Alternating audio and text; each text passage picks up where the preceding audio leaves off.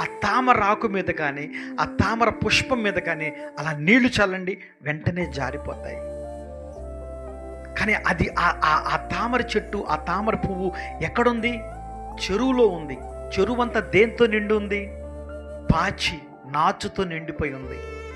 కానీ ఆ పాచి, ఆ నాచు ఈ చెట్టుకి, ఈ మొక్కకి, ఈ యొక్క ఆకుకి, ఈ యొక్క తామర పుష్పానికి తాకుతుందా? అది పోనీ అది వెళ్ళి ఏమన్నా ఆ బురదలో ఈ పువ్వు ఏమన్నా వెళ్ళి కలుస్తుందా? కలవట్లేదు. లోకంలో పాపం ఉంది, లోకంలో ద్వేషం ఉంది, లోకంలో అపవాది వాడి యొక్క దూతలు తిరుగుతూ ఉన్నాయి, లోకమంతా సాతానుతో నిండిపోయి ఉంది.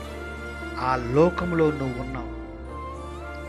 లోకంలో ఉన్న, పాపంలో ఉన్న సాతానుగాడు నీ వెంట పడుతున్నా నువ్వు వాడికి లోబడకుండా, వాడికి లొంగకుండా, లోకంలో ఉన్న పాపము నీ శరీరానికి కానీ, నీ హృదయానికి కానీ అంటకుండా నువ్వు చూసుకోగలగాలి.